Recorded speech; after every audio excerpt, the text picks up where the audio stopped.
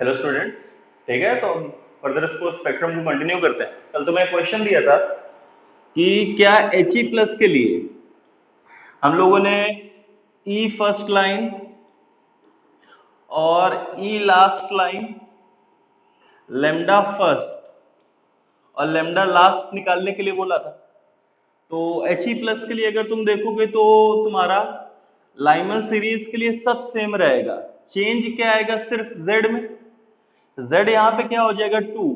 तो ई first line अगर देखोगे, फर्स्ट लाइन इज 2 to 1, तो निकालोगे 13.6 into Z square, 1/1 square minus 1/2 square, तो ये आएगा 13.6 इंटू 4 इंटू 3/4। तो ये लगभग आएगा तुम्हारा 54.4 इलेक्ट्रॉन वोल्ट। ठीक है, आया समझ में? क्लियर है कि नहीं क्लियर है? ठीक है, सॉरी 13.6 इंटू 3 तुम्हारा आएगा लगभग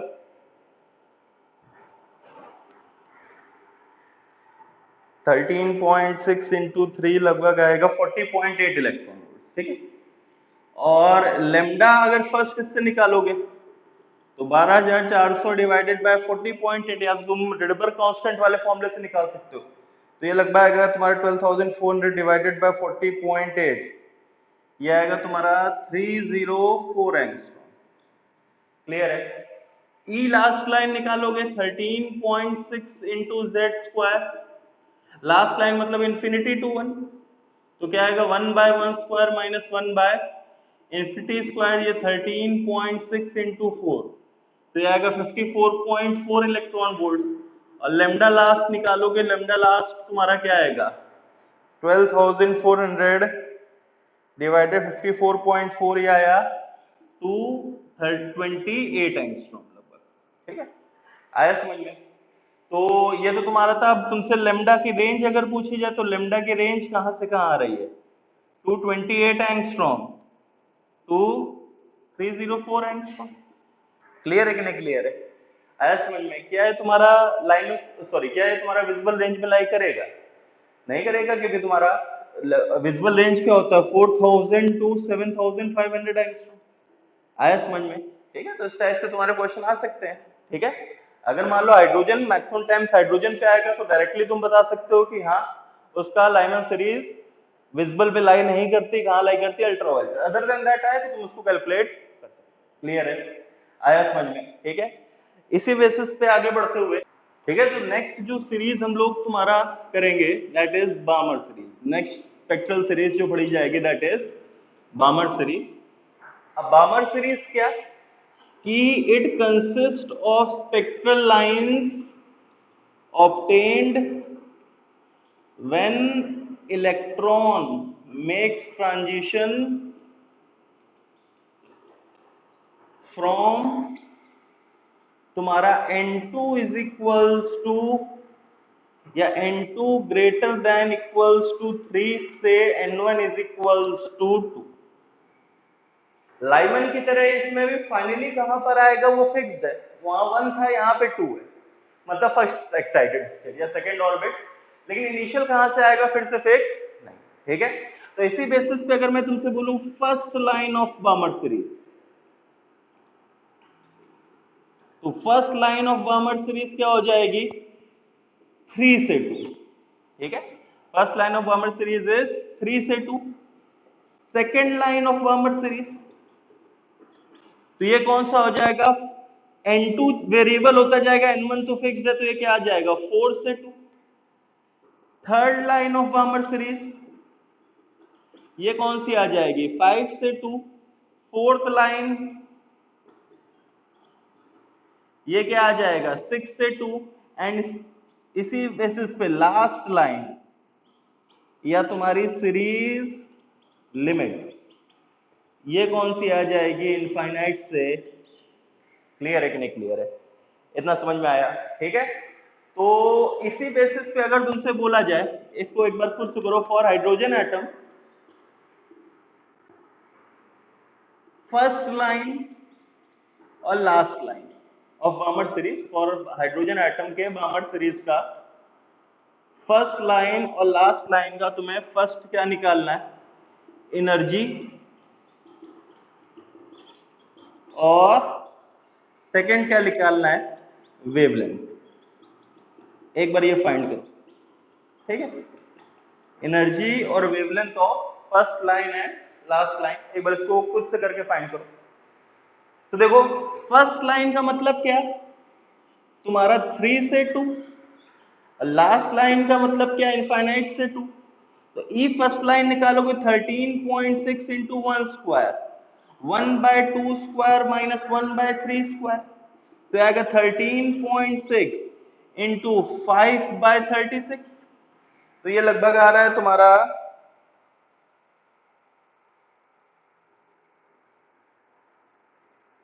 1.88 इलेक्ट्रॉन वोल्ट्स, 1.89 इलेक्ट्रॉन वोल्ट्स, ठीक है, आया समझ में, क्लियर है। नेक्स्ट लेमडा, तो या तुम रिडबर्ग कांस्टेंट वाले फॉर्मूले से निकाल सकते हो या फिर डायरेक्टली ई वाले फॉर्मूले से, 12,400 डिवाइडेड बाय 1.89, तो ये लगभग आएगा 12,400 डिवाइडेड बाय 1.89, ये आया तुम्हारा 6561 एंगस्ट्रॉम के आसपास, ठीक है, ये तुम्हारा आया 6561 एंगस्ट्रॉम। और तुमने ई लास्ट लाइन निकाला तो ये 13.6 into 1 square, 1/2 square minus infinite square, ये 13.6 डिवाइडेड बाय 4, ये लगभग आएगा तुम्हारा 3.4 इलेक्ट्रॉन। और ये 3.4 इलेक्ट्रॉन वोल्ट आ रहा है, तो लेमडा लास्ट लाइन तुम्हारा आ जाएगा 12,400 डिवाइडेड बाय 3.4, ये आ रहा है तुम्हारा 3647 एंगस्ट्रॉम, ठीक है, it comes out to be 3647 angstrom, ठीक है, इतनी चीज क्लियर हुई, ठीक है। अब ध्यान दो, अब इसी बेसिस पे अगर तुमसे पूछा जाए कि on moving from first line to last line, सबसे पहले बात बताओ एनर्जी, देखो फर्स्ट लाइन की energy 1.89 electron volts, last line की एनर्जी 3.4 इलेक्ट्रॉन वोल्ट्स, तो फर्स्ट लाइन से लास्ट लाइन में जाने पर एनर्जी क्या होगी, इंक्रीज होगी। सेकंड वेवलेंथ, या तो directly is inversely proportional to lambda, या फिर तुम देख भी सकते हो फर्स्ट लाइन के 6561 एंगस्ट्रॉम, लास्ट लाइन के 3647 एंगस्ट्रॉम, तो लैम्डा विल डिक्रीज। थर्ड इसी बेस से बोला जाए फ्रीक्वेंसी, तो ई अगर इंक्रीज हो रही है तो फ्रीक्वेंसी भी क्या होगी, इंक्रीज होगी, since E is directly proportional to frequency, या वेवलेंथ से कर सकते हो lambda is inversely proportional to frequency. Clear है कि नहीं क्लियर है। तुमसे पूछा जाए कि does lines of Balmer series for hydrogen atom lie in visible region, बताओ भाई। तो अगर तुमसे इसका लेमडा की रेंज देखे तो 3647 एंगस्ट्रॉम से 6561 एंगस्ट्रॉम आ रहा है। विजिबल रेंज क्या होती है, विजिबल रेंज इज 4000 से 7500 एंगस्ट्रॉम। क्लियर है कि नहीं क्लियर है। तो देखो पढ़ रहा है ये, इस रेंज में तुम्हारा ये लाई कर जाएगा, तो तुम्हारा क्या आंसर आएगा, यस।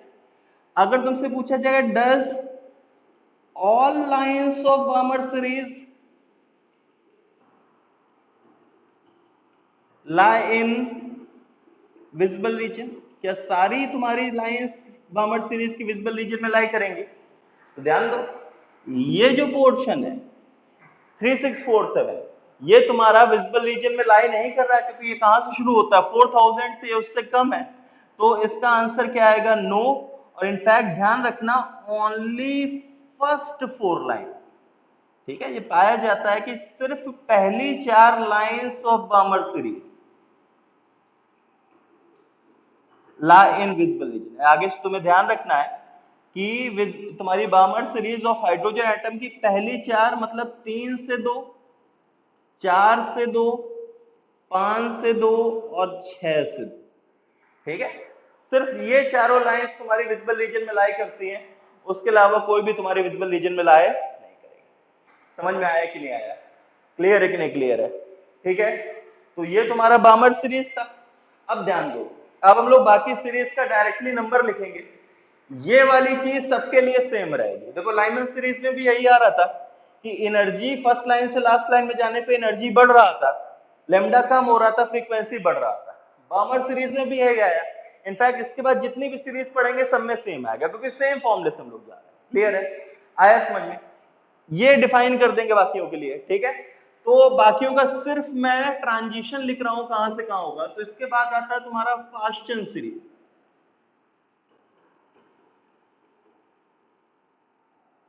ठीक है, पास्चल सीरीज में n2 is equals to n2 greater than equal to 3, sorry greater than equal to 4 से n1 is equals to 3। Finally किस में आएगा? थर्ड ऑर्बिट या सेकंड एक्साइटेड स्टेट। इनिशियल उससे 4, देखो अगर इसमें बोले फर्स्ट लाइन 4 से 3, सेकंड लाइन 5 से 3, थर्ड लाइन 6 से 3 एंड सो ऑन। ठीक है, लास्ट लाइन इज इनफाइनाइट से 3, last line is infinite to. Clear है? ठीक है, आया समझ में? नेक्स्ट ब्रैकेट, इसके बाद है ब्रैकेट सीरीज। इसमें n2 is equals to n2 greater than equal to 5 to n1 is equals to 4। Finally कहां पे आएगा? 4 में first line 5 to 4, second line 6 to 4 and last line इसी बेसिस पे आगे बढ़ता जाएगा, तुम्हारा क्या आएगा? 7 to। क्लियर है? ठीक है, नेक्स्ट लाइन पिफन सीरीज। ठीक है, तुम्हारा n2 is equals to n2 greater than equal to 6 to n1 is equals to 5। First line 6 to 4, second line 7 to 4 and so on। Last line तुम्हारा क्या आ जाएगा? Infinite to, sorry 7 to 6, first line 6 to 5, second line 7 to 5 और last line infinite. Clear है? आया समझ में? ठीक है, तो ये तुम्हारी बेसिकली हम लोगों ने 5 सीरीज पढ़ी। कौन सी? लाइमन। ठीक है, पहले इसको नोट कर लो, फिर इसके बाद 5 सीरीज तुम्हारी एक साथ कंक्लूड करा देते हैं। ठीक है, तो ये नोट करने के बाद जो तुम्हारी 5 सीरीज पड़ी,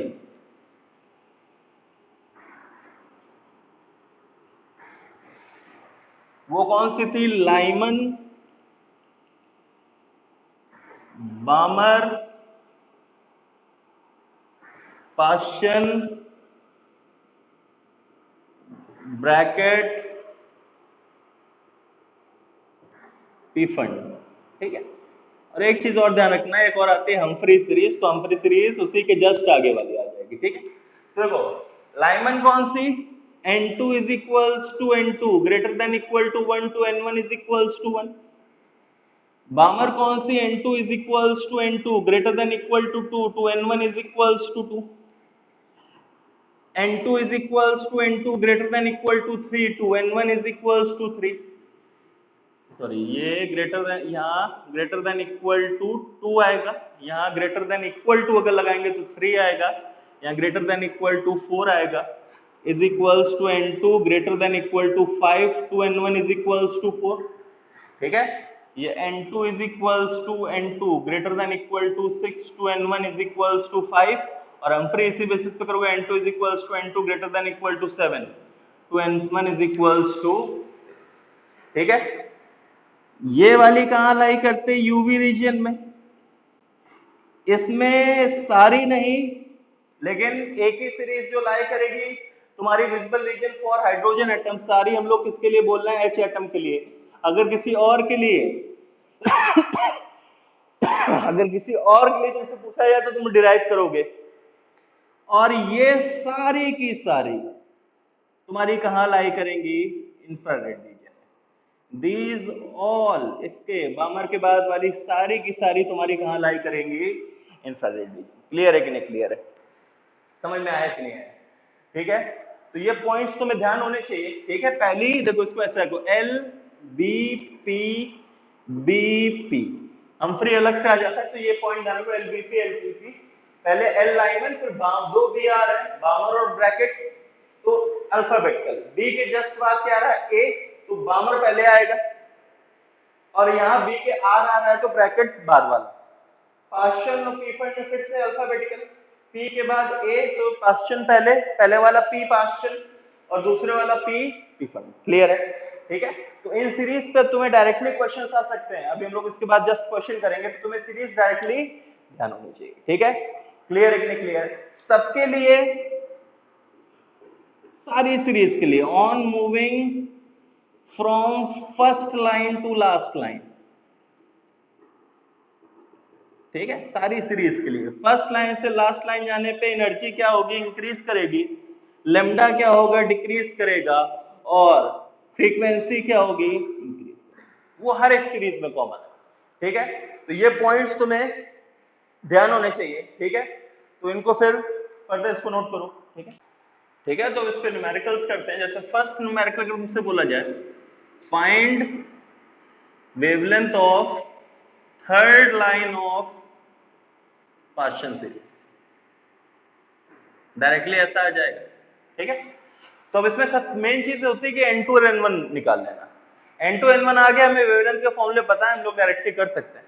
तो देखो 1 by lambda is equals to क्या होता है, for hydrogen atom, for H atom unless until कुछ नहीं गिवन है तो एच एटम लोगे, अगर इसके और के लिए पूछेगा तो वो वहां देगा, ठीक है, नहीं गिवन है तो हाइड्रोजन एटम, तो मैं क्या बोलूंगा RC Z square 1 by n1 square, sorry 1 by n2 square minus 1 by n1 square, बताओ भाई 1 by lambda is equals to ये 1.1 into 10 to power 7 into 1 square, अब पार्शियल सीरीज मतलब फाइनली कहां पे आता है 3, और थर्ड लाइन मतलब फर्स्ट लाइन 4 से 3, सेकंड लाइन 5 से 3, थर्ड लाइन 6 टू 3, तो 6 टू 3 है तो n2 कौन सा आ जाएगा, छोटा वाला, और n1 कौन सा आ जाएगा, 1 बाय लेमडा निकल आया, 1 बाय लेमडा निकल आएगा तो तुम लेमडा भी डायरेक्टली निकाल लो, क्लियर है।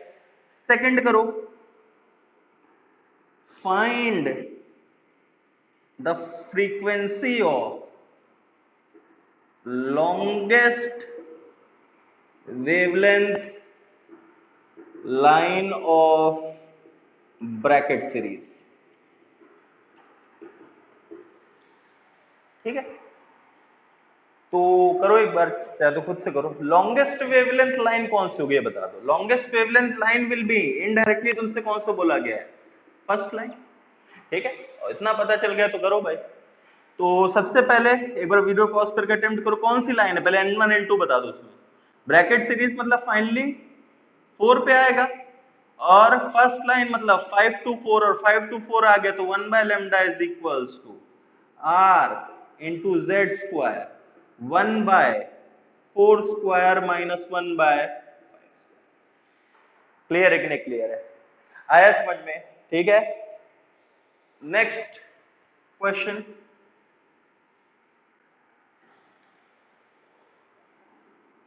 find lambda comma frequency of first part series limit of Balmer series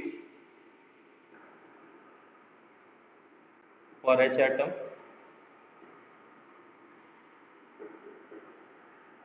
और highest energy line of Pfund series for He plus, इस केस में तुम्हें गिवन, करो भाई, दो एक बार अटेम्प्ट करो इसको, ठीक है। तो अगर मान लो तुमसे बोला जाए फर्स्ट केस सीरीज लिमिट मतलब last line of Balmer series, और last line of Balmer series मतलब इंफिनिटी से 2, तो तुम्हें सबसे पहले लेमडा निकालना, 1 by lambda is equals to r into Z square 1 by 2 square minus 1 by infinity square, और फ्रीक्वेंसी निकालनी तो frequency is equals to c into 1 by lambda, मतलब 3 into 10 to power 8 into 1.1 into 10 to power 7, into 1 square 1/2 square minus 1 by, clear है कि नहीं clear है, समझ में आया। सेकंड अगर तुमसे बोला जाए हाईएस्ट एनर्जी, तो लेफ्ट टू राइट जाने पे फिर से क्या होता है, तुम्हारी एनर्जी बढ़ती है। एनर्जी बढ़ती है तो तुम क्या बोल सकते हो कि हाईएस्ट एनर्जी लाइन कौन सी होगी, लास्ट लाइन ऑफ पीफंट सीरीज निकालनी है शायद। तो लास्ट लाइन ऑफ पीफंट सीरीज कौन सी है, इंफिनिटी से लाइमन बार्मर पाशन ब्रैकेट पीफंट, तुम्हारा क्या आएगा 5, ठीक है आया, क्लियर है। तो तुम्हें 1/λ is equals to R into Z, इस केस में चेंज हो गया 2 square 1/5 square minus infinite square, और frequency is equals to C into 1/λ, मतलब 3 into 10⁸ into 1.1 into 10⁷ into 2 square divided by 1/5 square, clear है कि नहीं क्लियर है, ठीक है। इनको सॉल्व कर लेना, तुम्हारा आंसर आ जाएगा, ठीक है। अब ध्यान दो, और कुछ इस बेसिस पे, इसको हटा दो,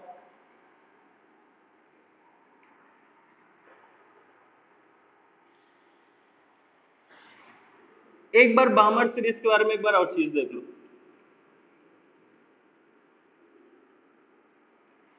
बामर सीरीज में हम लोगों ने बोला कि बामर सीरीज अगर मान लो तुमसे बोला जाए हाइड्रोजन एटम के लिए, तो तुमसे ये चीज बोली गई कि यही सिर्फ एक ऐसी सीरीज है जो तुम्हारी विजिबल रीजन में लाई करती है, और विजिबल रीजन में भी कौन सी, तुम्हारी फर्स्ट 4 लाइंस 3 से 2, 4 से 2, 5 से 2 और 6 से 2, ठीक है। These lines lie in visible reason, clear है। और एक चीज बताओ, अगर तुमसे बोला जाए इसमें लेमडा कंपेयर करने को आए, तो तुम्हें बताया था लेमडा तुम्हारा फर्स्ट लाइन से लास्ट लाइन पे जाने पे क्या होता है, डिक्रीज करता है। तो सबसे ज्यादा इसका आएगा, फिर ये आएगा, फिर ये आएगा, और सबसे कम किसका आएगा, 6 से 2 वाले का, ठीक है। तो इसी बेसिस पे अब दो एंड्स बोले जाते हैं। विजिबल में क्या होता है, visible consist of VIBGYOR, visible consist of VIBGYOR, और इसमें लेमडा जब हम लोग बोलते हैं तो ये ऑर्डर आता है। तो कभी तुम्हें क्वेश्चन में मेंशन होगा रेड एंड, तो रेड एंड मतलब क्या, सबसे ज्यादा वेवलेंथ, और सबसे ज्यादा वेवलेंथ मतलब कौन सी लाइन तुम्हारी, क्लियर है। तुम्हें अगर मेंशन्ड है वहां पे red end of Balmer series, तो red end of Balmer series तुम्हारा कौन सी लाइन को बोलता है, तुम्हारा फर्स्ट लाइन मतलब 3 से 2, क्लियर है कि नहीं क्लियर है, आया समझ में। और इसी बेसिस पे अगर बोला जाए वॉलेट एंड, तो वॉलेट एंड तुम्हारा कौन सा बोला जाता है, लास्ट लाइन, क्लियर है कि नहीं क्लियर है, ये पॉइंट समझ में आया, ठीक है। अगर Barmer series for hydrogen atom first 4 lines lie in visible reason, red and का मतलब फर्स्ट लाइन, और वॉलेट एंड का मतलब तुम्हारा लास्ट लाइन, ठीक है। अब इसमें क्वेश्चन अगर तुमसे बोला जाए find the wavelength, sorry, find the energy of photon emitted when electron makes transition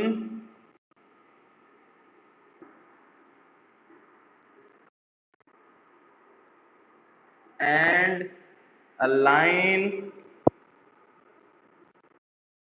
to red end of Balmer series is obtained।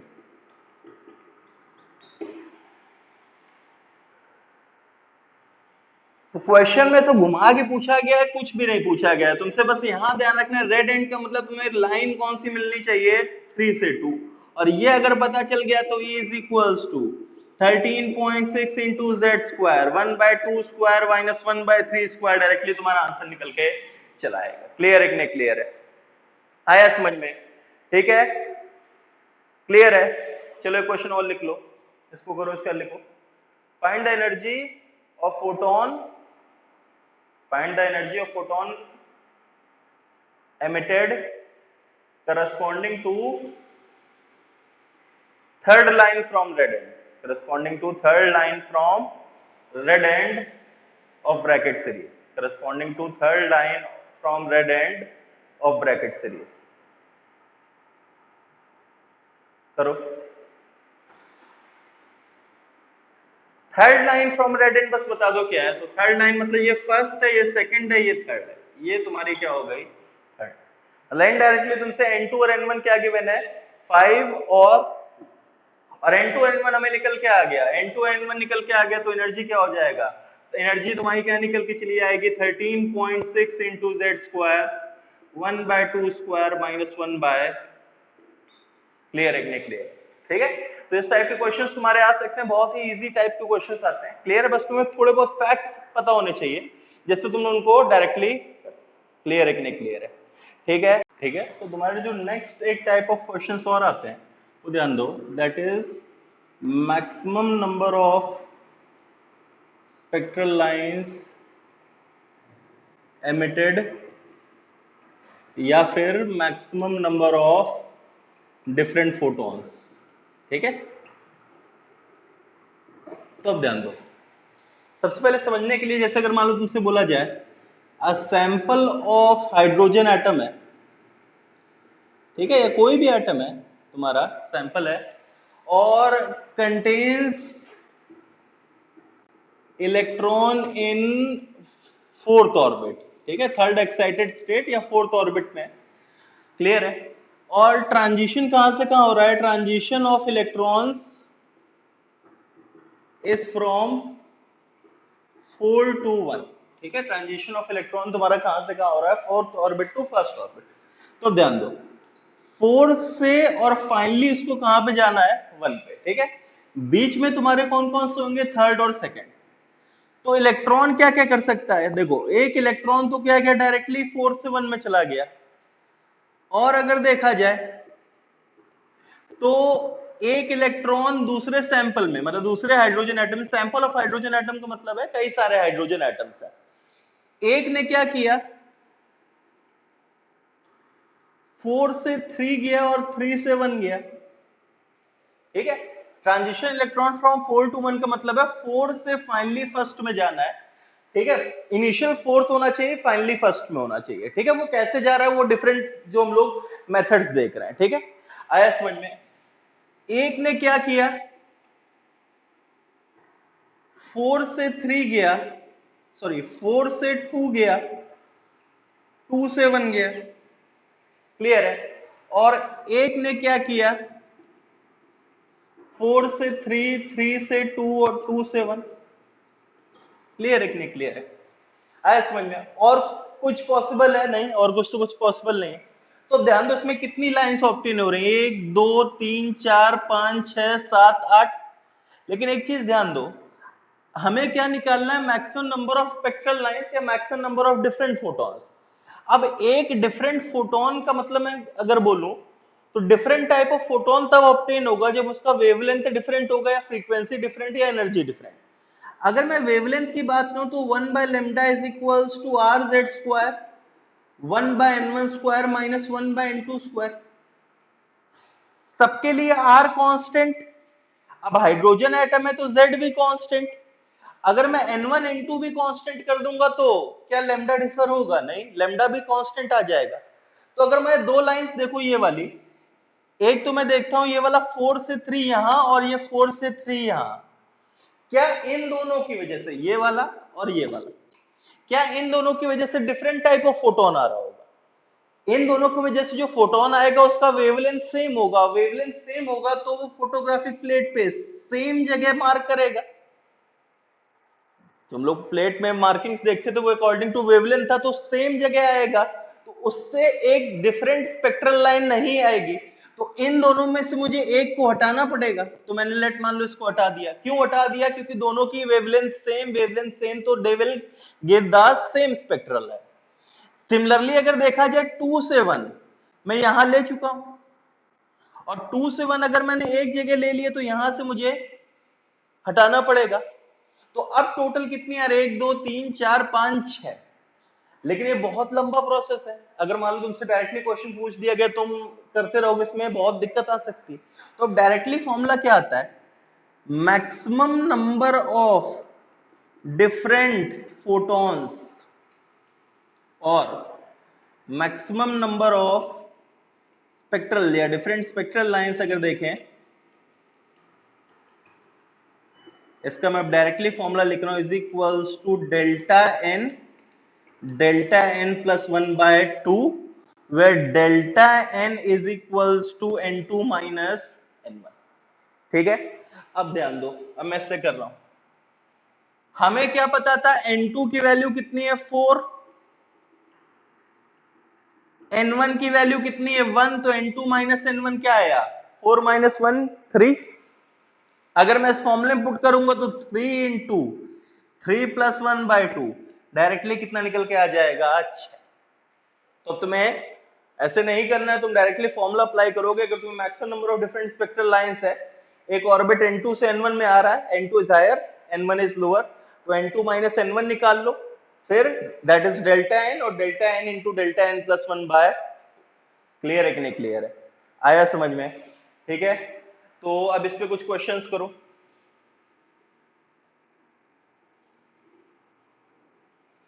लिखो जैसे first question,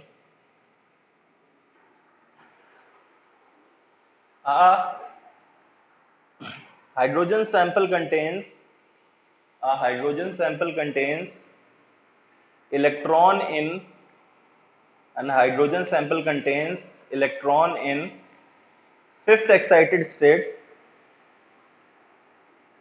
A hydrogen sample contains electrons in fifth excited state. Find the maximum number of different photons obtained if the final state is first excited state. If the final state is first excited state. ठीक है, करो एक बार directly. Fifth excited state मतलब n2 6, n1 कितना first excited state मतलब 2, तो delta n is equals to क्या आ जाएगा 6 माइनस 2 4, और 4 आ गया तो तुम्हारा 4 इंटू 4 प्लस 1 डिवाइडेड बाय 2 कितना आ जाएगा। क्लियर है कि नहीं क्लियर है, आया समझ में? ठीक है, नेक्स्ट क्वेश्चन, और एक दो टाइप के डिफरेंट क्वेश्चन है, चलो वो कर लो पहले। लिखो, a hydrogen sample contains electron in fifth excited state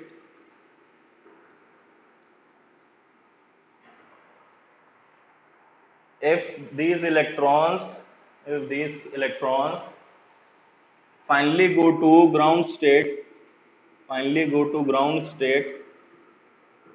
find first part maximum number of different spectral lines,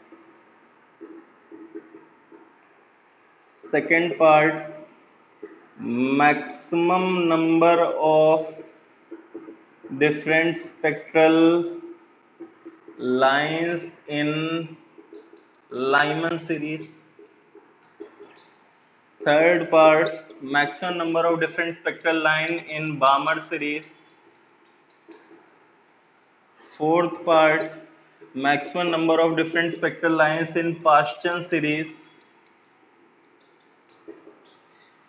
fifth part maximum number of different spectral lines in ultraviolet region,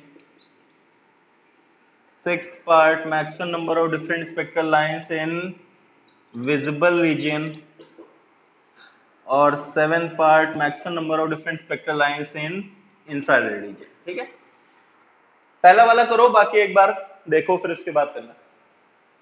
तो तुम्हें n2 की value कितनी given है 6, n1 की value कितनी given है 1, तो मैं डेल्टा n कितना बोल सकता हूं, delta n is equals to कितना है भाई तुम्हारा 5, और डेल्टा n अगर 5 है तो maximum number of different spectral lines कितना आ जाएगा 5 इंटू 5 प्लस 1 डिवाइडेड बाय 2 मतलब 15, ये आया। अब सेकंड वाला ध्यान दो, हमारा कहां से कहां आ रहा है 6 से 5 4 3 2 1, तो अगर मैं लाइंस इन लाइमन सीरीज बोलूं तो लाइमन सीरीज का मतलब क्या है कि फाइनली इलेक्ट्रॉन को कहां आना चाहिए, सिर्फ वो लाइंस जिसमें फाइनल स्टेट क्या है 1, मतलब 6 से 1, 5 से 1, 4 से 1, 3 से 1 और 2 से 1। इसके अलावा अगर मैंने मान लो बोली 5 से 3, ये क्या 5 से 3 वाली लाइन लाइमन सीरीज में लाई करेगी? नहीं करेगी। लाइमन सीरीज का मतलब ही क्या है कि फाइनली इसको कहां पे आना है, 1 में आना है। तो अगर मैं इसमें देखूं तो तुम्हारी सिर्फ कितनी लाइन्स आ रही है, 1 2 3 4 5। आया समझ में? तो इसका आंसर क्या आ जाएगा 5। इसी बेसिस पे अगर मैं number of lines in बामर series बोलूं तो 6 5 4 3 2 1। बामर सीरीज मतलब हमें फाइनली कहां तक ले आना है, मतलब फाइनल स्टेट क्या होनी चाहिए 2। तो 6 से 2, 5 से 2, 4 से 2 और 3 से 2। इसके अलावा बाकी लाइंस इसमें लाई नहीं करेंगे। क्लियर है कि नहीं क्लियर है? तो अब ध्यान दो, या तो तुम ऐसे डायरेक्टली कर सकते हो या फिर इसका भी फॉर्मूला लिखवा देते हैं। तो मैं क्या बोलूंगा, maximum number of lines in a particular series is equals to n2 minus y।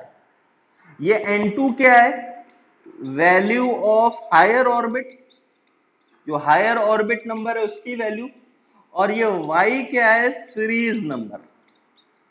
Series number क्या, लाइमन के लिए सीरीज नंबर 1, मतलब जिसमें लाइमन के लिए क्या बोलते थे, फाइनली किस में आ रहा है 1 में, हमेशा फाइनली किस में आएगा 1 में, तो उसका सीरीज नंबर 1। बामर के लिए 2, पास्चन के लिए 3 एंड सो ऑन। क्लियर है कि नहीं क्लियर है? आया समझ में? And so on. तो अब देखो डायरेक्टली मैंने ये निकाला n2 माइनस वाई, इसमें लगाओ n2 की वैल्यू 6 माइनस वाई कितना 1, तो कितना है 5। इसमें लगाओ n2 माइनस वाई, n2 की वैल्यू 6, बामर के लिए कितना 2, तो आंसर कितना है 4। सिमिलरली पार्शियल में लगाओगे तो n2 माइनस वाई 6 माइनस 3 कितना आएगा आंसर 3। क्लियर है कि नहीं क्लियर है? आया समझ में? अब ये देखो number of lines in ultraviolet region. तो अल्ट्रावायलेट रीजन में लाइंस सिर्फ किसकी आती थी, लाइमन सीरीज की। लाइमन सीरीज की लाइंस आती थी, तो मैं इनडायरेक्टली क्या पूछा गया, maximum number of lines in Lyman series, मतलब जो तुम्हारा सेकंड पार्ट है वही पूछा गया।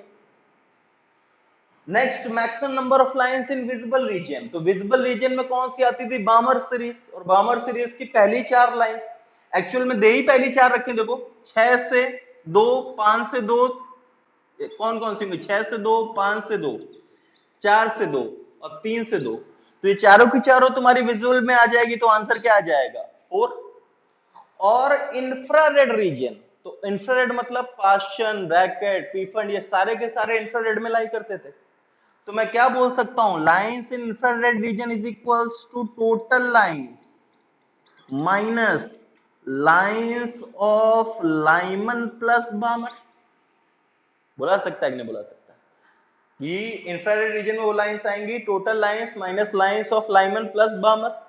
मतलब क्या है कि is equals to 15 minus 5, lines कितनी आ रही है इसमें 5 प्लस 4, तो कितना आ जाएगा 15 माइनस 9, आंसर क्या आ जाएगा 6। क्लियर है कि नहीं क्लियर है? आया समझ में? ठीक है, तो ये डिफरेंट टाइप ऑफ क्वेश्चन तो तुम्हारे इसमें बन सकते हैं। चलो एक क्वेश्चन और करो इसमें, ठीक है? लिखो, in a hydrogen sample, in a hydrogen sample electrons are present in fifth excited state. If they finally come to first excited state,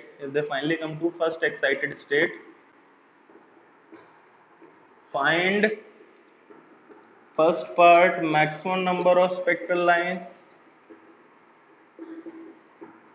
second part maximum number of lines in Lyman series, third maximum number of spectral line in Balmer series, next maximum number of spectral lines in तुम्हारा ultraviolet, maximum number of spectral lines in infrared, और maximum number of spectral lines in visible reason. निकालो by part. तो N2 क्या है 6, N1 क्या है 2, delta N क्या है 4। तो ये कितना आ जाएगा 4 इंटू 4 प्लस 1 डिवाइडेड बाई 2, मतलब कितना आया answer 10। Maximum number of spectral lines in line series N2 minus y कितना आया तुम्हारा, N2 कितना है 6 माइनस वाई कितना है 5, गलत हो गया। क्यों गलत हुआ?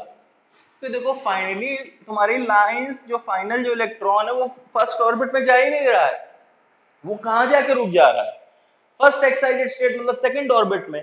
तो अगर फर्स्ट ऑर्बिट में नहीं जा रहा है तो एक भी लाइन तुम्हारी लाइन में सीरीज में नहीं आएगी, तो उसका आंसर क्या आएगा 0। तो ये चीज ध्यान रखनी है, फॉर्मूला पुट करो लेकिन पहले क्वेश्चन एक बार देख लो, नहीं फिर ऐसा फर्स्ट ऑप्शन तुम्हारा 5 गिवन होगा तुम तर्क लगा दोगे। क्लियर है कि नहीं क्लियर है? ठीक है, तो ये चीज ध्यान रखते हुए नेक्स्ट लाइमन्स इन बार्मर सीरीज, तो सेकंड ऑर्बिट में जा रहा है और बार्मर सीरीज सेकंड ऑर्बिट के, तो N2 माइनस वाई लग जाएगा। तो 6 माइनस 2 कितनी आई 4। अल्ट्रावायलेट रीजन मतलब लाइमन सीरीज वाली line 0।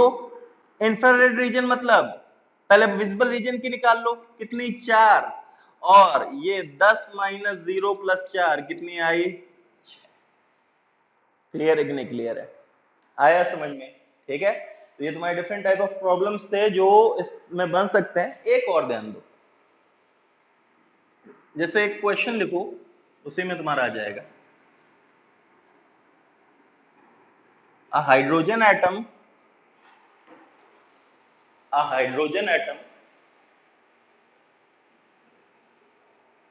contain electron in a hydrogen atom, yeah, an isolated hydrogen atom contain electron in fifth excited state,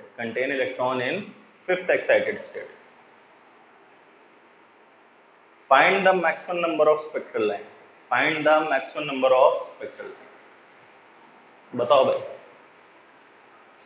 difference क्या है?